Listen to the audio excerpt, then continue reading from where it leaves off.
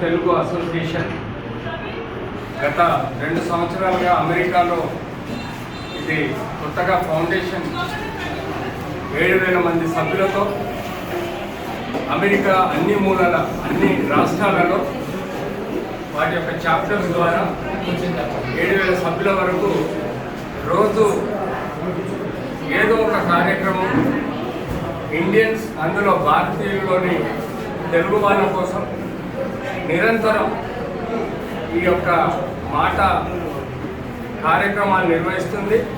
దానిలో భాగంగానే ఈరోజు ఈ నందికొట్కూరులో లక్కసాని వరలక్ష్మి మరియు నర్సన్న వారు వారి పిల్లలు అందులో డాక్టర్ ఎల్ సరస్వతి గారు మరి కుటుంబ సభ్యులందరూ కలిసి ఈరోజు ఇక్కడ నిర్వహిస్తున్న మెగా వైద్య శిబిరం ఇందులో ఇప్పటి వరకు దాదాపుగా 1000 మంది వరకు ప్రొద్దు నుంచి చూడటం జరిగింది.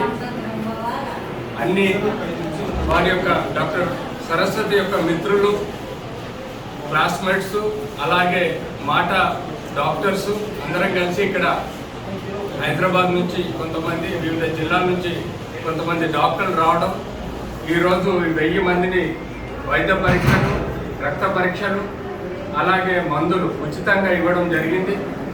ఇది ఇంకా సాయంత్రం 5 గంటల వరకు కొనసాగుతుంది. ఇందులో ముఖ్యంగా ఏవైతే హిడెన్ డిసీజెస్ ఉన్నాయో, యూజువల్గా వీళ్ళు రెగ్యులర్గా డాక్టర్ దగ్గరికి ప్రాబ్లం ఉన్నప్పుడే వెళ్తారు.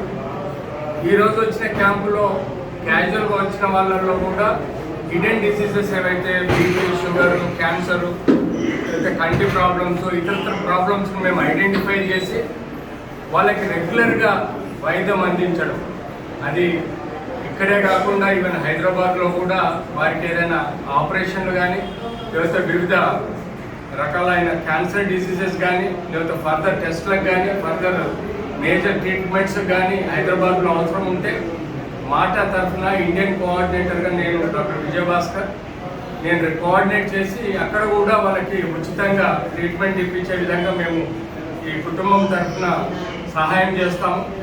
వారు కూడా ఎంతో వెచ్చించి ఈ కార్యక్రమాన్ని నిర్వహిస్తున్నారు.